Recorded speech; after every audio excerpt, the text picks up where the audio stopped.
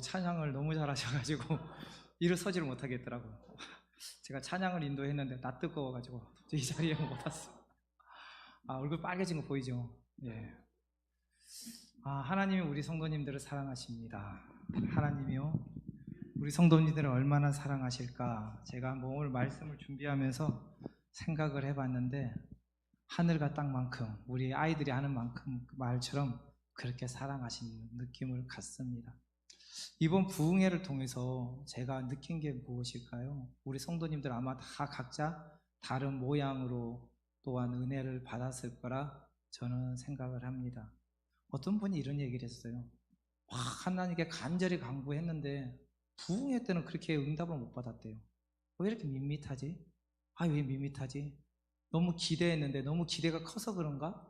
하고 끝났는데, 끝나고 난 뒤에 며칠 후에 기도하는데 손이 저절로 하나님께 영광을 올리고 목소리가 커지고 그곳에서 자신도 모르게 기도가 나오더라. 또 제가 이제 보니까, 제가 이제 앞에서도 기도에 같이 이제 담임 목사님이 여기서 인도하시고 전 뒤에서 같이 하는데, 기도하는데 제가 보자면 굉장히 강하고 이렇게 좀 그러실 분 같은 분들이 있잖아요. 근데 외모로 제가 보고 이제 판단을 했는가 봐요. 근데 그런 분들이 눈물을 흘리면서 기도를 하는 거예요. 그러면서 참 이 사람이 못났구나. 외모로 판단하지 말라고 했음에도 불구하고 왜 강단에서 그 말 하면서도 불구하고 아직까지 외모로 판단하고 아직까지 취하면서 강건해지세요, 축복받으세요, 그런 말하고 있는 내 자신이 너무나 부끄러웠습니다. 하나님은 지금 나타나지 않아도 하나님이 때 우리 성도님들에게 은혜를 주실 줄 믿습니다. 은혜를 거하실 줄 믿습니다. 우리가 기도하는 모든 것들이 절대 땅에 떨어지지 아니하고 주님 앞에 상달될 줄 믿습니다. 그래서 성경에 보면 쉬지 말고 기도하라, 범사에 감사하라. 기도를 한데 뭐하라? 범사에 감사하라 라고 말하고 있습니다. 우리 성도님들 범사에 감사하며 쉬지 말고 기도하고 승리하길 주님의 이름으로 축원합니다. 오늘 말씀이 제목이 뭘까요? 한번 맞춰보시겠습니까? 잘 안 보이죠? 예, 맞추는 분에게 제가 다음에 할 때 율동을 시켜드리겠습니다. 예, 너는 내게 부르짖으라. 따라서 너는 내게 부르짖으라. 이게 오늘 제목입니다.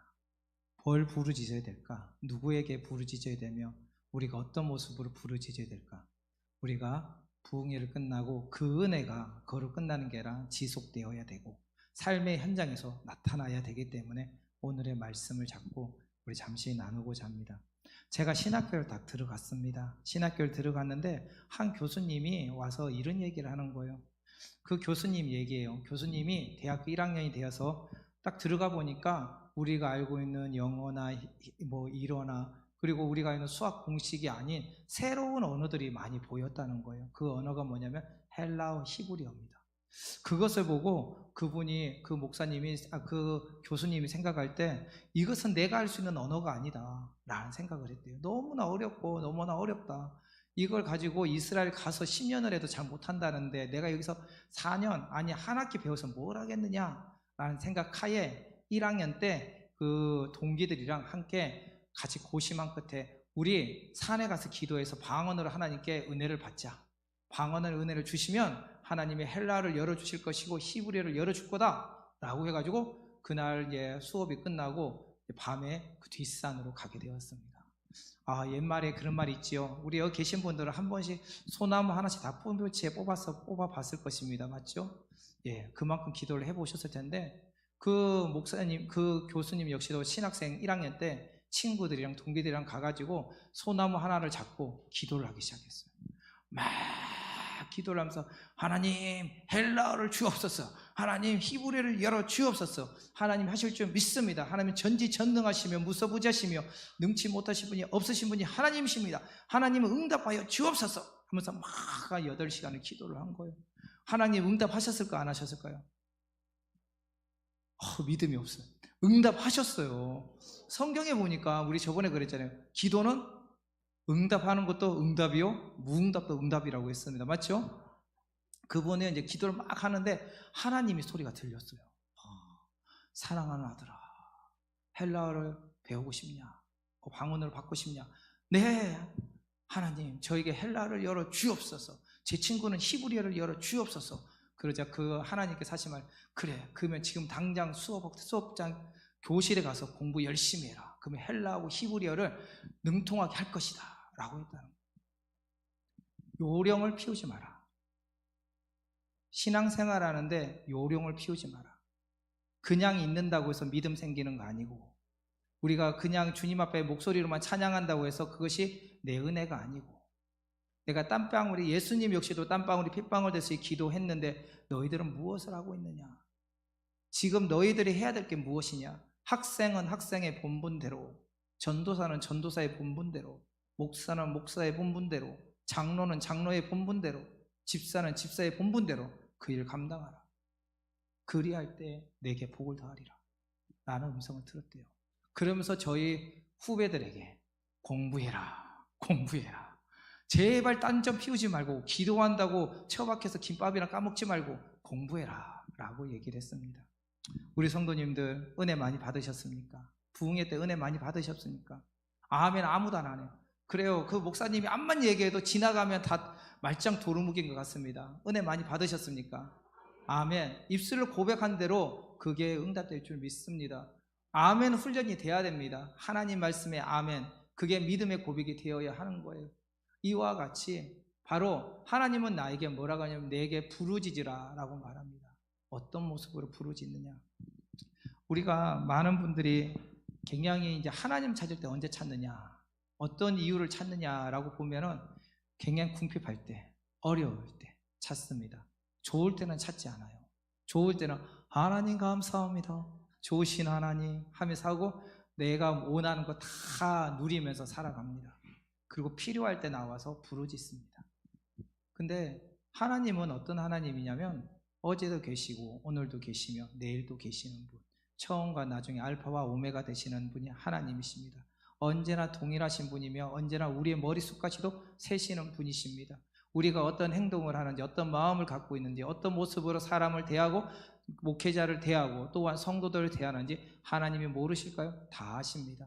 우리가 앞에서는 은혜로운 척, 뒤에서는 다른 얘기하는 거 하나님이 모르실까요? 다 아신다는 거예요. 그런데 우리는 간혹 신앙생활하면서 이 하나님을 어떤 모습으로 받아들이냐면, 신바드 모음에 나오는 이 지니, 램프의 요정 지니처럼 필요할 때 주물러가지고 문지르면 소원을 들어주는 지니처럼 사용할 때가 많습니다. 하나님, 저에게 돈이 필요합니다. 물질이 필요합니다. 경제적으로 어렵습니다. 하나님은 그 기도를 분명히 들으실 줄 믿습니다. 근데 그 이후의 삶, 하나님이 응답하시고 난 뒤에, 그리고 난 뒤에도 그의 삶이 지속되기를 원하신다는 것이죠. 성경에 보면은 나병 환자 10명이 나오지요. 그리고 예수님을 찾아갑니다. 그리고 그 중에서 모든 사람이 제사장에 가서 모든 걸 치유받았습니다. 너무나 잘 아는 얘기입니다. 그런데 그중 9명은 어디를 갔습니까? 자기 고향과 정말 이 기쁜 소식을 알리기 위해서 세상으로 나아갔어요. 근데 한 명, 사마리아인 한 명이 와가지고 예수님께 감사하다고 고백을 합니다. 그러자 예수님이 뭐라고 합니까? 왜 너만 오느냐? 다른 9은 어디 있느냐? 지속적인 일회성의 은혜는 누구나 받습니다. 부흥회를 통해서 누구는, 어떤 분은 정말 감정적으로 아니면 은혜를 충만하게 받습니다. 그런데 그 충만한 은혜를 감사함으로 지속하며 하나님과 동행하는 사람이 있는가 하면, 그렇지 못해 그로 날려버리는 사람들이 있다는 거예요. 내가 받았어 하면서 입술로 다 털어버리고 행동으로 다 털어버리고 그런 모습으로 살아가는 분들도 있다는 거예요. 그렇다면 우리 성도님들은 후자 쪽이십니까? 전자이십니까? 지속적으로 하나님의 은혜를 누리기를 바랍니다. 바로 하나님은요, 우리에게 진이 같은 존재가 아니라 하나님은 어떤 분이냐면은 바로 언제나 우리와 함께 하시는 분이라는 거예요. 우리 첫 번째 화면 좀 보여주시겠습니까? 네, 하나님은 어떤 분입니까? 우리 같이 한번 읽어보겠습니다. 같이 읽겠습니다. 시작. 하나님은 지극히 광대하시며 모든 것을 이루시는 분입니다. 처음과 나중 되시고 천지가 생겨나기 전 칠흑 같은 어둠만 있기 전부터 계신 분이며 천지를 만드시고 인간을 만드신 분이 하나님이십니다. 인간을 만드신 분이 하나님인데 그 인간이 누굴까요? 아담입니까? 아니에요. 바로 나입니다. 다른 사람이 은혜 받는 게 중요한 게 아니에요. 우리가 가끔 보면은 다른 은혜 받는다면 다른 사람 얘기를 참 많이 합니다. 다른 사람이 아니라 내가 은혜 받아야 돼요. 내가 은혜 받는 자리에 있어야 됩니다. 내가 하나님을 만나지 못하는데 어떻게 내가 전도할 것이며, 내가 하나님을 만나지 못하는데 어떻게 하나님을 찬양할 것이며, 내가 하나님을 만나지 못하는데 내가 그에 어떤 영향을 끼치겠습니까? 내 마음의 기쁨과 소망? 그것은 없는 거예요. 하나님이 없는 가운데서는 아무리 이 자리에 있다 할지라도 그것은요, 하나님의 사람이 아니라는 거예요. 내가 하나님을 만나야 됩니다. 그래서 우리가 소망해야 되는 것은 내가 만나야 돼요. 그래서 우리가 새벽을 깨우는 이유가 무엇입니까? 주님 앞에 간구하는 이유가 무엇입니까? 제가 우리 교회에 와가지고 너무나 기쁜 것이요, 새벽을 언제나 자기 자리에서 기도하시는 분들이 있어요. 그 인원이 몇 명인지는 제가 잘 모르겠어요. 제가 눈이 원체 나쁘잖아요. 원체 나빠가 제가 볼 때는 이 자리가 꽉 차 있는 것 같은데, 근데 성경을 통독하거나 찬양을 하면요, 소리가 풍성하게 들리는데 여기서 저기서 한 곳에서만 들리는 거예요. 그러면서 다들 속으로 말씀을 아멘하고 찬양하는가 보다 라는 생각을 합니다. 다시 말하자면요, 저는 눈이 어두워서 안 보이는데요, 하나님은 다 보고 계신다는 거예요. 물론 삶의 현장에서 피곤하시지요. 그리고 어렵지요. 힘듭니다. 직장생활하고 와가지고 밤늦게 가족들과 보내고 난 뒤에 새벽을 깨어난다는 것은요, 정말 쉽지 않습니다. 그런데 우리가 여기서 하나를 바라봐야 될 것은 무엇이냐면, 복받고 싶으십니까? 복받고 싶으십니까? 그러면 복받기를 원하면 우리가 어떻게 해야 될까요? 하나님 앞에 나가야 됩니다. 가끔 어느 교회 가니까 주일 새벽만 지키면 된다라고 얘기하는데요, 어린 반푼어치도 없는 얘기입니다. 무슨 주일 새벽만 새벽입니까? 365일 새벽이 새벽이지요. 맞죠? 금요철에는 공예배 아닙니까? 부르짖는 기도자입니다. 수요예배는 어떤 자리입니까? 하나님을 만나는 자리입니다. 주일 1부, 2부 예배는 무슨 자리입니까? 하나님께 영광 돌리는 주님과 약속한 자리입니다. 오후 찬양 예배는 무엇입니까? 사랑방은 무엇입니까? 우리는 그것을 다속에 내가 원하는 것만 생각하고 필요한 것만 갖고 하나님을 따라간다는 거예요. 하나님은 조금 전에 말했던 것처럼 지극히 광대하시며 모든 것을 이루시는 분입니다. 처음과 나중 되시고 알파와 오메가 되시는 분이며 어둠이 있기 전부터 계셨던 분이 하나님이십니다. 근데 그 하나님이 우리를 택하여 우리에게 은혜를 주셨다는 거예요. 그렇다면 그 은혜로 말미암아 우리는 어느 자리에 있어야 될까? 예배의 자리에 있어야 돼요. 그 예배 자리가 본당에만 예배 자리라는 것은 아니에요. 그 예배 자리는 삶의 현장에서, 가정에서 우리가 언제나 주님과 동행한다는 심정으로 우리가 몸가짐을 잘하고 행동도 잘하고 말도 잘해야 될 줄 믿습니다. 즉, 이 모든 것은 하나님의 질서 가운데 움직이게 되는데, 무엇보다 하나님은 어떤 분이냐? 바로 아바 아버지 되시는 분입니다. 우리 두 번째 화면 한번 보여주시겠습니까? 하나님은 어떤 분이십니까? 우리 같이 한번 읽어보겠습니다. 하나님은 질서 가운데 계셔 세상을 움직이시고 우리의 아바 아버지 되시는 분이 하나님이십니다. 뭐라고요? 질서 가운데 계시는데 그 질서 가운데 세상을 움직이신대요. 세상을 움직이고 그 세상 가운데 누가 있을까요? 바로 그 중심에 우리가 있습니다. 우리 권사님이 있고 장로님이시고 제가 있다는 거예요. 하나님의 백성들이 그 자리에 있는 거예요. 그 자리를 통해서 하나님은 영광을 받으신다. 그런데 왜? 바로 나의 아버지 되시기 때문입니다. 그 이유는 이 다음 장 좀 보여주시겠습니까? 마태복음 7장 말씀 9절에 12절 말씀 우리 같이 한번 읽어보겠습니다. 너희 중에 누가 아들이 떡을 달라 하는데 돌을 주며 생선을 달라는데 뱀을 줄 사람이 있겠느냐? 너희가 악한 자라도 좋은 것으로 자신에게 줄 줄 알거든 하물며 하늘에 계신 너희 아버지께서 구하는 자에게 좋은 것으로 주시지 않겠느냐? 그러므로 무엇이든지 남에게 대접을 받고자 하는 대로 너희도 남을 대접하라. 이것이 율법이요 선지자니라. 이것을 뭐라고 하냐면 황금률이라고 말해요. 귀하고 귀하다. 먼저 남에게 대접받고자 남을 대접하고 이것이 율법의 선지자다. 하나님의 은혜를 받은 자로서 그 일을 감당하라고 말하고 있습니다. 즉 하나님은 우리의 영적인 아버지시기에 자녀인 우리들에게 좋은 걸 주시기를 원하는 거예요. 왜냐하면 하나님은 누구라고요? 신 중의 신이요 왕 중의 왕이며 모든 세상의 질서이며 사랑이고 과정과 결과이기 때문입니다. 우리가 일부분에 의해서 그것을 하나님이라고 판단하면 안 되고 모든 것이 하나님의 것이다, 하나님이시다 라는 거예요. 우리 아이들에게 질문을 했어요. 아이들아, 하나님은 어디 계실까? 하니까 어떤 애가 그래요? 하늘에요.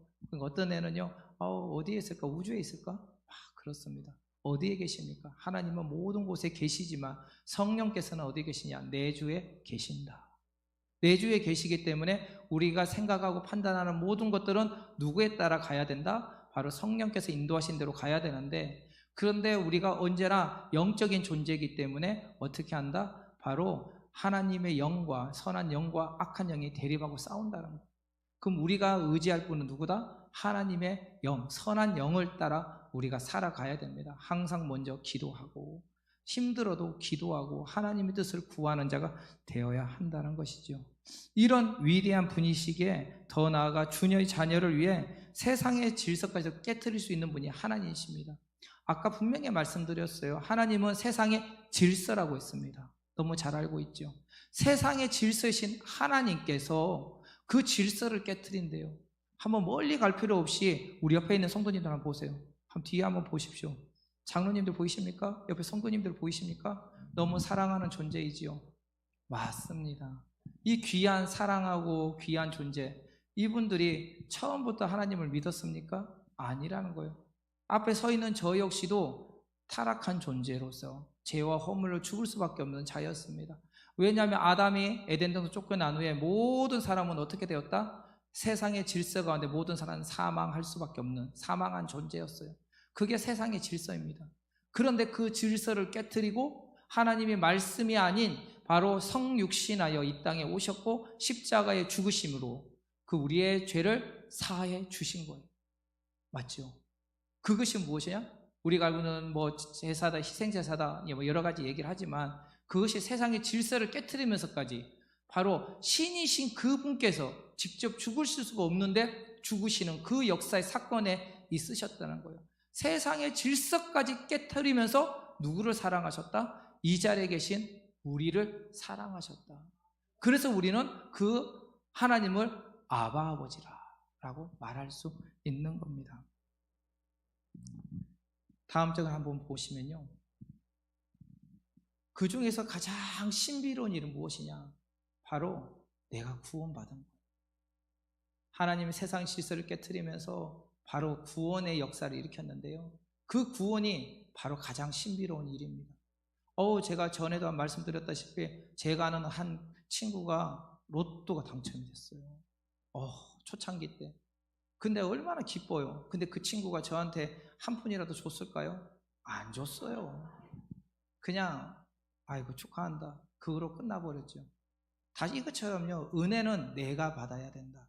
내가 구원받지 않고는 도저히 받을 수 없다라는 거예요. 그렇기 때문에 우리가 받은 이게 바로 가장 세상에서 신비로운 일이고 그 일을 감당하신 분이 하나님이신 것을 믿으시기를 소망합니다. 이 놀라운 일을 하기 전에 하나님이 우리에게 요구하시는 게 있습니다. 구원받은 자들에게 놀라운 일을 이루셨는데 그 중 한 가지가 무엇이냐면요, 바로 부르짖어 기도하라. 네가 나의 백성이냐? 네가 나의 자녀냐? 그러면 나와 같이 소통하자. 기도가 뭐예요? 바로 하나님과의 호흡이요, 하나님과 대화입니다. 근데 그것을 어떻게 하라? 부르짖어 기도하라 라고 말합니다. 부르짖는 방법이 여러 가지가 있습니다. 목청껏 주님 앞에 부르짖는 자들이 있어요. 맞죠? 온몸으로 주님 앞에 부르짖는 분들이 있습니다. 근데 어떤 태어나면서부터 목소리가 나오지 않는 분들도 있어요. 입이 열리지 않고 귀가 들리지 않는 분들. 저의 친척들 중에도 태어나면서부터 입이 열리지 않아가지고 평생 그렇게 사시는 분이 있습니다. 근데 그분이 신앙생활을 너무 잘해요. 제가 그분 하는 걸 보았습니다. 어떻게 하느냐? 수화로 하든지 어떻게 하든지 하나님을 찬양하는 거예요. 다시 말하면 전심으로 주님 앞에 기도하고, 전심으로 주님을 찬양하고, 전심으로 주님을 의지하며 예배하는 게 부르짖는 기도다라는 것이죠. 부르짖어 기도할 때, 우리가 이렇게 전심으로 부르짖어 기도할 때 한 장 넘겨주시면, 우리 같이 한번 읽어보겠습니다. 하나님은 크고 놀라운 일을 이루십니다. 신비로운 하나님의 역사가 쏟아지십니다. 뭐라고요? 하나님은 크고 놀라운 일을 이루신다고 성경은 말하고 있어요. 신비로운 하나님의 역사. 우리가 기도 제목이 있어요. 제가 이제 신앙생활을 20년, 사역을 20년 가까이, 20년 넘게 한 것 같습니다. 20년 넘게 하면서 참 많은 분들을 만나고 많은 사연 속에서 하나님을 경험한 분들이 있는데, 그분들이 놀랍도록 은혜를 받은 것은 자신은 당장 눈앞에 있는 문제를 가지고 기도했는지 모르는데, 그 문제를 가지고 기도하니 그의 입술이 나중에는 그 당장의 앞에 것만 가지고 기도하는 게 아니라 하나님께 영광을 돌리는 모습까지 되어 있더라라는 거예요. 우리가 부르짖어 기도할 때 하나님 우리 자녀를 위해 기도합니다 라고 했는데, 이 작은 기도가 어느 순간에 내 자녀뿐만 아니라 우리 주일학교, 우리 권속들, 우리 교회, 또한 믿음 없는 자들이, 또 죽어가는 저들이 회복되기를 원합니다 라고 바뀌게 되고요, 또 그로 인해서 교회가 날마다 부흥하고 성장한다는 거예요. 밀알이 썩어 죽으면 그게 열매가 더 풍성하게 열린다고 하잖아요. 내가 죽어야, 내가 간구하는 것이 내 목적에 따른 기도가 아니라 하나님에 따른 목적에 따른 기도를 하니 그곳에서 변화되는 게 있다라는 거예요. 그러므로 우리가 바라봐야 될 것은요, 우리가 하나님의 신비로운 일을 믿고 하실 것을 믿고 기도해야 됩니다. 역대상 9장 10절에 보면 같이 한번 읽어보겠습니다. 그가 기도하였더니 하나님께서 그 구하는 것을 허락하셨더라. 아멘. 그가 기도했더니 하나님께서 허락하셨다. 어떻게? 내가 전심으로 기도하니 하나님께서 허락하셨다는 거예요. 제가 기도학교를 했어요. 우리 교회 와서 기도학교를 하는데요, 다 앉아서 기도를 했습니다. 다 같이 앉아서 기도를 하면서 배우고 어떻게 할 것인지, 무엇을 할 것이, 목적 기도에 대해서 목적을 두고 기도고 차근차근히 배웠는데요, 마지막 날에 참 은혜를 많이 받았어요. 왜냐면요, 저는 솔직하게 능력이 없습니다. 저는 할 줄도 아무것도 없어요. 아까 찬양도 너무 잘하시잖아요. 그래서 제가 앉아서 저 집사님이 다음부터 찬양해 줬으면 좋겠다 막 이런 마음이 생겼어요. 이제 그만큼 제가 부족한 걸 알아요. 근데 제가 다만 서 있는 것은 제가 목회자로 있기 때문에 누구를 대언해? 하나님의 말씀을 대언하여 선포할 뿐입니다. 그럼 누가 하실 거라 믿어요? 하나님이 하실 거라 믿고 선포할 뿐이에요. 그러다 어쩌다가 교만해가 내가 좀 착각해가지고 넘어질 때도 많습니다.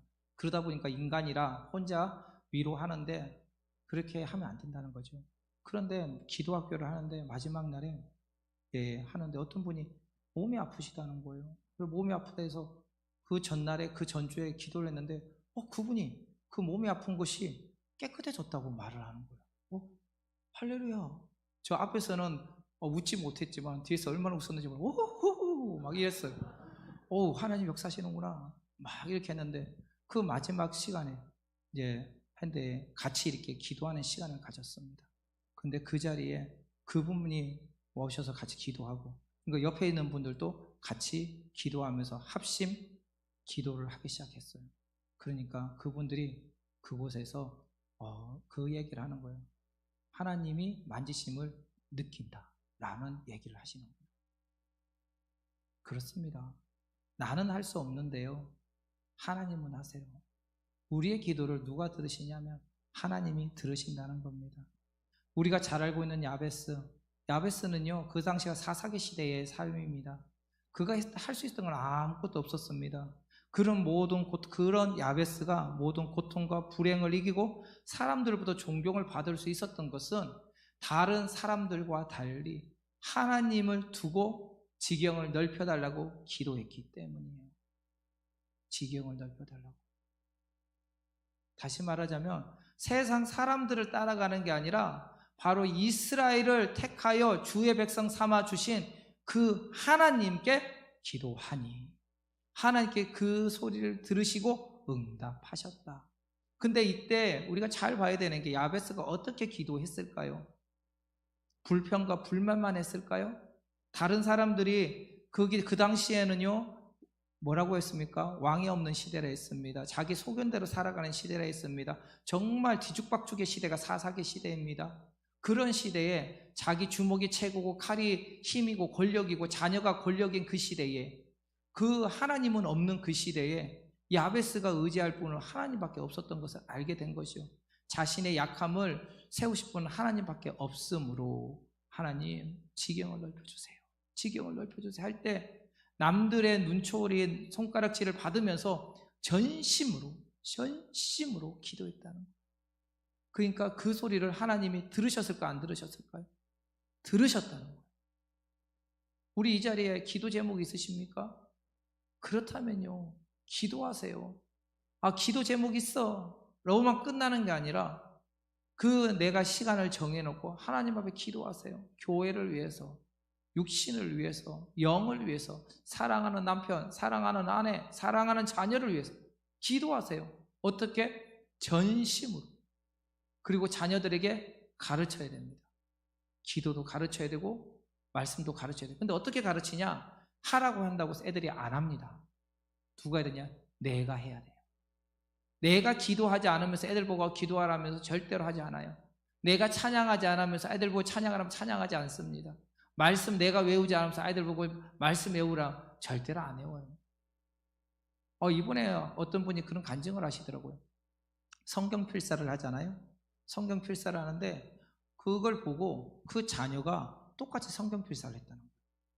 그게 얼마나 양이 될지는 모르겠습니다. 근데 그 모습을 보고 부모의 등을 보고 자라는 것처럼 그 모습을 보고 간다는 거예요. 즉 우리 교회에서 믿음이 연약한 자들, 이제 첫 신앙생활 하는 분들이 누구를 보고 하나님을 바라볼까요? 바로 장로님, 바로 안수 집사님, 바로 권사님, 집사님을 보고 그 신앙을 따라가는 겁니다. 그 따라가는데 어떤 분이 그런 분이 있어요. 너무 논리적으로만 신앙생활 하시는 분들이 있습니다. 하나님을 의지하시기보다는, 하나님의 의지보다는 세상의 방법대로 가는 분들이 있어요. 그러면 그 밑에 믿음 없는 자들이 그 모습 그대로 판단하고 그대로 가는 거예요. 다시 말하자면 교회 안에서 신앙생활하면서 하나의 동아리가 될 뿐이지 하나님을 믿는 백성이 아닌 거예요. 근데 아무리 작고 크고를 떠나서 그곳에서 이 영적 리더자가 그 하나님을 믿고 강구함으로 성령을 충만하면요, 그 모습을 보고 믿음 없는 자들이 성령 충만의 모습을 따라가게 된다는 거예요. 우리 교회가요, 어떤 교회냐면, 올해 내가 알게 된 건데요. 제가 작년 12월에 왔잖아요. 그래서 올해 알게 되는데, 난 12시가 되면은 중보기도팀이 있더라고요. 그래서 그 중보기도팀이 되는데, 위에서 들으면은 쩌렁쩌렁쩌렁 소리가 막 울려요. 근데 처음에 가보니까, 소수의 인원들이 이렇게 하더라고요. 그래서, 그래, 나도 기도해야지. 이렇게 했는데, 그거 한 3주 후에 가니까 그 자리에 10몇 명이 기도하고 있는 거예요. 그리고서 보니까 부흥회가 지나고 난데 여기저기 들리는 소문이 있는 처소에서 기도하는 분들이 그렇게 늘었다고 하더라고요. 무엇일까요? 바로 전심으로 기도하는 그 은혜가 바로 전이가 된다는 거예요. 전이가. 누구에게? 믿음 없는 자들이, 지금 잠시 쉬고 믿음 생활을 쉬고 있는 자들에게, 기도 생활을 쉬고 있는 자들에게 전이가 되는데, 나쁜 영향력을 끼치는 게 아니라 좋은 영향력을 끼친다. 선한 행동, 선한 행위를 하고 봉사를 많이 하시는 분을 따라, 또한 그 모습에 따라서 복지관이나 그런 곳에 가서 또 열심히 봉사하시는 분들도 굉장히 많더라고요. 이 또한 이 힘들어하는 분들에게 도움을 주고 함께 으쌰으쌰하는 분들도 굉장히 많습니다. 그리고 이번에 부활절날 우리가 새생명 축제를 하거든요. 새생명 축제를 해가지고 제가 전 사역자에게 한번 여쭤봤어요. 작년에는 몇 명이나 이렇게 써내셨어요? 라고 물어보니까 그분이 그런 얘기하는 거예요. 24명인가 썼다라는 얘기를 하더라고요. 그러면서 저는 이게 써내신 분이 24명인 줄 알았어요. 근데 알고 봤더니 총 인원수, 전도 대상자를 24명을 써내셨다 하더라고요. 얼마나 감사해요. 코로나 시기 얼마 되지 않아서. 그래, 굉장히 은혜가 넘쳤구나 했는데, 올해 지금 첫 주 광고 나가고 지금 벽보에 붙였는데 그 벽보에 몇 명이 적혀 있는지 보셨나요? 107명이 써져 있습니다. 뭐냐면요, 목사님의 모습을 보고 성도들이 열정을 갖게 되는 거예요. 그 열정을 누가 갖게 되냐면 바로 믿음 없는 자들이 어린 자녀들에게 전이가 되는 겁니다. 하나님은 우리에게 말씀하십니다. 부르짖으라. 너는 내게 부르짖으라. 내가 알지 못하는 크고 비밀하니 내게 보이리라. 내게 보이리라. 너는 지금 당장의 눈앞의 것을 보고 판단할지 모르나 나는 너를 통해 더 큰 것을 계획하신다. 출애굽의 역사 속에서 그들은 당장 구원을 외쳤지만 그 애굽의 노예 생활에만 벗어나기를 원했지만 하나님은 그뿐만 아니라 그 말탄 자들 다 물에 수장시켜버리고 원수들을 다 박멸할 뿐만 아니라 그리고 가나안에 들어가서 하나님의 나라를 세우는 거예요. 그리고 그들에게 당부했던 게 무엇이냐? 주야로 하나님의 말씀을 묵상하고 깨어 간구하고 부르짖는 자가 되라. 하나님의 말씀대로 살아가라. 그리하면 내게 보호하리라. 평탄하리라. 형통하리라. 그러므로 먼저 너희들이 해야 될 게 무엇이냐? 기도하라. 기도하라. 기도할 때 하나님의 음성을 듣습니다. 우리가 기도한다고 말하면은 그냥 앉아서 그냥 이렇게 하나님 감사합니다. 이 기도만 기도라 생각하는데요. 아니에요. 기도에는요, 모든 신앙이 연결되어 있습니다. 기도를 하기 위해서는요, 말씀을 알아야 돼요. 목적, 주체가 누구인지 분명히 알아야 돼요. 하나님이 누구입니까? 하나님은 천지의 만물, 천지의 창조주이십니다. 그것부터 알아야지만 기도가 나오는 거예요. 믿음의 고백이 나오는 겁니다. 그 고백을 하면은 우리가 감사함으로 고백할 뿐만 아니라 회개가 나오는 거예요. 하나님을 인정하니 내가 얼마나 부족해요. 얼마나 연약해요. 얼마나 불순종한 존재입니까? 매일 하나님을 믿는다고 하면서 믿지 않는 나를 보게 된 거죠. 그러면서 회개하는 거예요. 하나님, 저는 하나님을 믿는다고 하면서 저는 그러지 못했습니다. 매일 길에서 보는 것으로 우리가 좌절하고 낭망하고 좌절하지 말라고 했는데 좌절하고 있고 남들을 험담하지 말는데 험담하고 있고 잘못된 것으로 길로 가지 말는데 잘못된 길을 가고 있고 하나님의 말씀 가운데 거하면서 용서하라는데 용서하지 않는 게 저입니다 라고 하게 되는 거예요. 그리고 난 뒤에 그 회개를 함으로써 죄사함을 얻고 회개를 함으로써 우리가 이제 하나님이 그 다음 우리의 간구의 목적을 가지고 기도를 하게 되는 것이죠. 먼저 그의 나라 그의 의를 구하라. 그러면 이 모든 걸 너에게 더하리라 라고 말씀하시면서 하나님 우리에게 말씀하시지요. 바로 너는 내게 부르짖은데 먼저 그의 나라 그의 의를 구하라 라고 말하고 있습니다. 우리가 전도학교를 하고 있어요. 이제 전도학교가 이제 첫 오리엔테이션을 했는데요. 전도를 하기 위해서는 무엇을 해야 되냐면 영혼 살리는데 목적을 두어야 돼요. 그렇다면 무엇을 해야 되냐? 기도부터 시작을 합니다.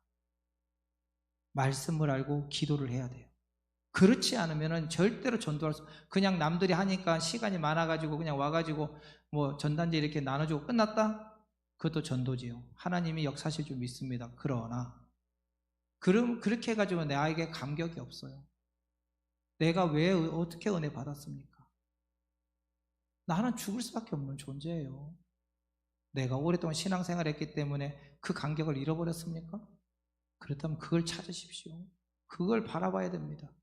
그 은혜가 임할 때 그 죽어가는 영혼들의 간절함이 생기는 거예요. 간절하기 때문에 전도를 하는데 전도하기 위해서는 뭘 해야 된다? 기도해야 한다. 나 혼자 기도하기 너무 힘드니까 옆에서 함께 협력 기도를 하되 우리가 기도도 여러 가지가 있잖아요. 관상 기도도 있고 묵상 기도도 하는데 저 같은 경우는 관상 기도나 묵상 기도를 하면요 잡생각이 그렇게 많이 들어요.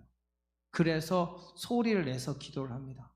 그래서 우리가 성경을 볼 때 소리내서 성경을 읽으라고 해요. 왜 성경을 소리내서 읽으라는 줄 아세요? 눈으로 보고 입술로 시인하면 내가 그걸 듣기 때문에 삼중 효과를 얻을 수가 있습니다. 근데 눈으로 보게 되면은 대다수가 딴 생각할 때가 많다는 거예요. 그리고 제가 그런가 봐요. 성경만 보면 졸려요.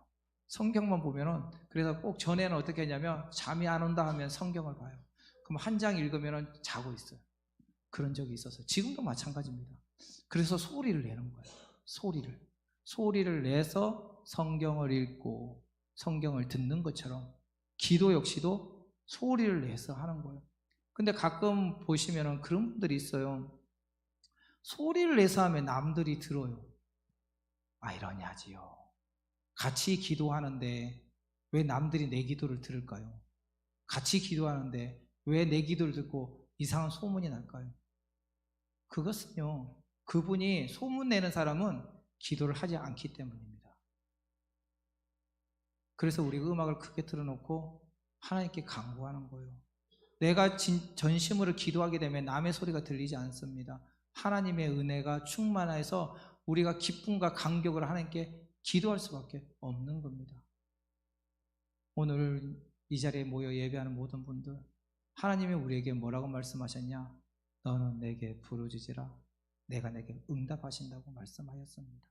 마태복음 7장에 나온 것처럼 구하라, 찾으라, 두들기라고 말했습니다.